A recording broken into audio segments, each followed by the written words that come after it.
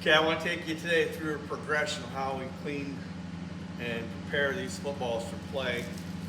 This is the Wilson GST football, still in the bag, and these are the different steps that we take to go through to prepare this football for play. And this is what it ends up looking like right here. So, as you see, when we first get this ball out of the bag,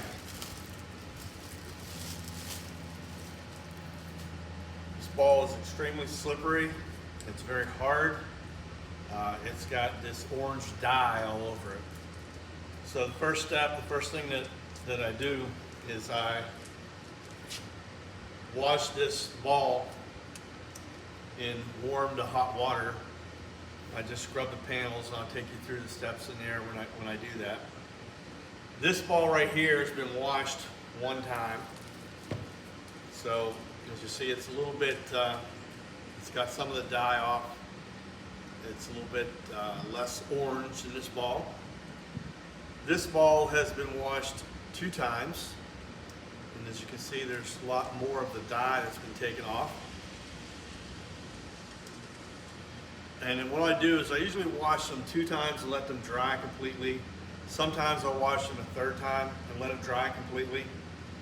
The 4th time that I wash it, what I actually do is apply Barbasol shaving cream, and I'll take you through that step there where I'm putting the shaving cream on, and I brush it off with one of the Wilson brushes. And after I do that, this ball now has it's got most of the orange has come off of it. It's much softer. It's much more conditioned. After we do the shaving cream and we brush that all off, let that dry really good. The next thing that I'll apply is neat's foot oil, which you can buy in any Trader Horn. They don't have Trader Horn anymore, do they? Tractor Trailer Supply. You can put the oil in there, and I'll show you how I do that after I put the oil, and then I brush it off.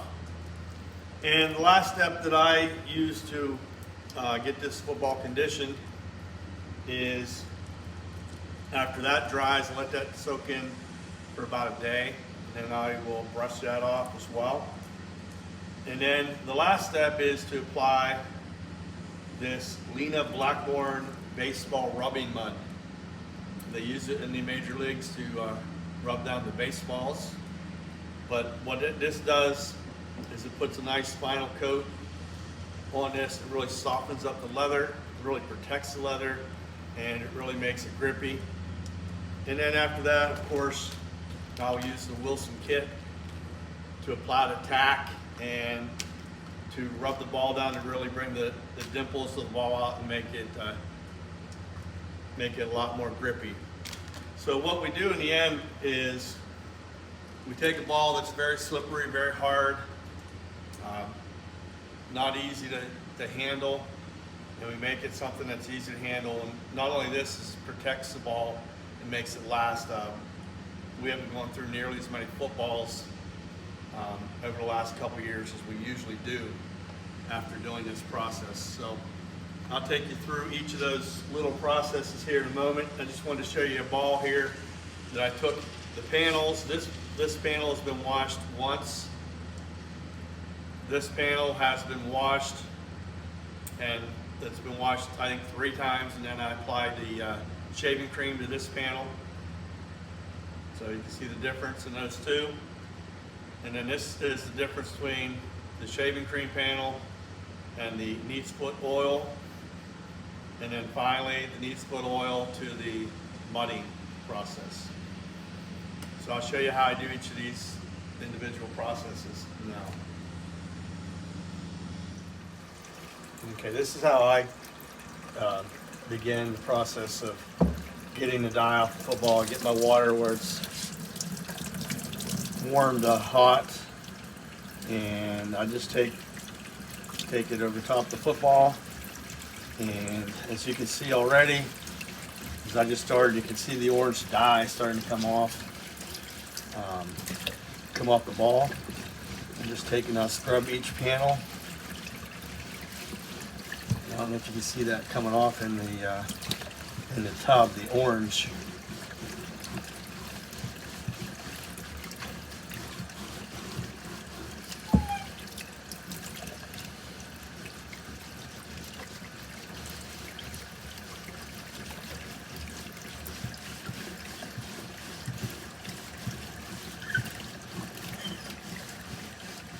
You can tell right now that all that dye is starting to come off. And if I squeeze that, you can see more of that dye coming out of there. So I'll just go through each panel and I'll do that process.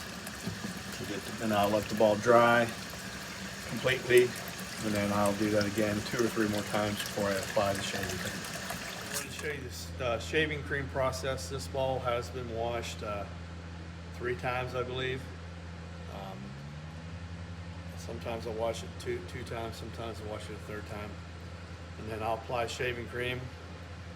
I use Barbasol. I'm sure you could probably use whatever you had. And I just apply it, and I try to make sure I rub it in to really get into the ball really good. It's going to begin the conditioning process of the ball, and it's going to soften it up for us, so it makes it easier to handle. And what I'll do is I'll make sure I just get that in all the crevices there. I stay away from the laces in most of these processes. I'm sure you could probably put the shaving cream on the laces without hurting it. But I try to stay away from the laces as much as possible. And also the stripes on the ball I don't do either. So what I'll do is I'll rub this on really good here, and then I will leave this ball set for a number of hours. And when I come back to this ball, what I'll do is I'll take an older Wilson brush, and I'll just go through each panel, and I will brush that ball off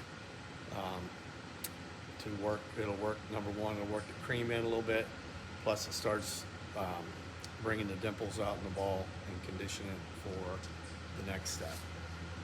Okay, the next step after we've applied the shaving cream, this ball's had the shaving cream on. It's been brushed with the brush numerous times after the shaving cream. Next thing I'm going to apply is this Neat Split oil.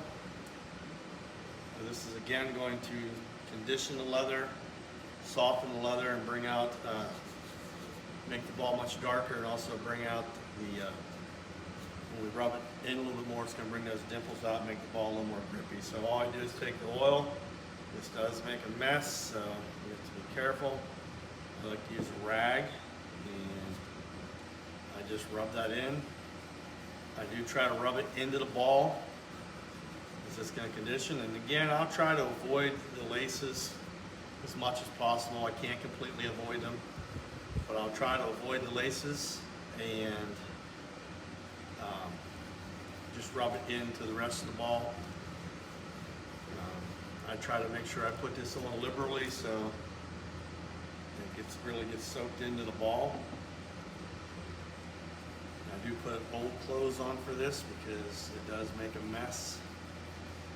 And then after I do this, I'll leave this ball sit for a full day before I do the mudding process for this ball. So I'll just take and make sure it's in and rubbed in all over the place.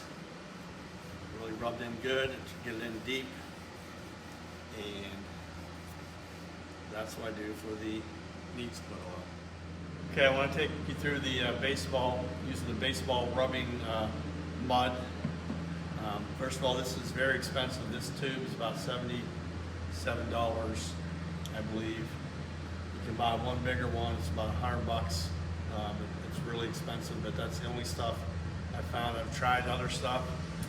Didn't work very good. The only place that I could find to get this is through the actual Lena Blackburn website. But I like to take the mud, and I like to put a little bit of water in my fingers first to seems to make it spread better. I'll just grab some mud and just start the process where, again, I'm trying to work it through. Try to spread it as evenly as I can.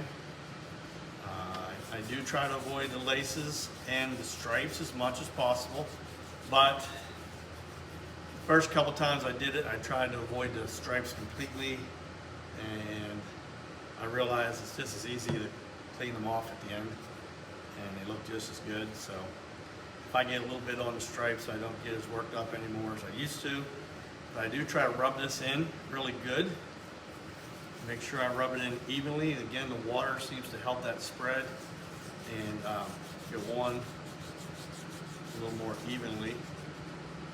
But I've seen it different places where people will actually go through the laces, and I've done balls like that myself. I've been trying to just stay on the little stitching that goes around the laces here as much as possible lately. So I'll just take this and just take it through the ball, and once I mud this ball, I will leave that ball sit for about 2 or 3 hours before I begin the process of trying to get the mud off.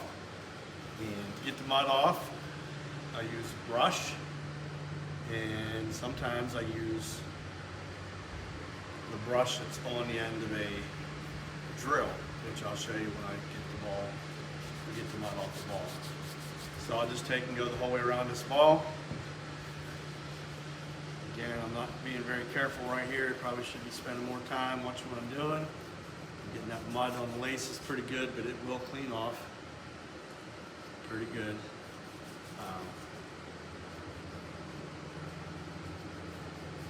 And I'll just go through the whole ball like this. You say woof, woof, woof. Okay, now I'm going to be getting the mud off the ball. I've let it dry for a couple hours. And I've done this a couple different ways. I've done this before where I actually take it into the sink and use a wash towel and get the thick part of the mud off. And I've done this with just the Wilson brush before too. It takes a lot. Sometimes I use a drill. So I'm going to try here with the drill. It does still take a little bit of time, and it's awfully messy. So I have some old clothes on here. And I'm just going to take the drill here.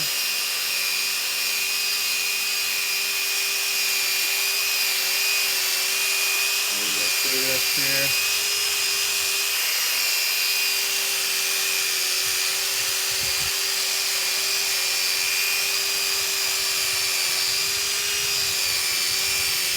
As you can see now, that's taking the mud off.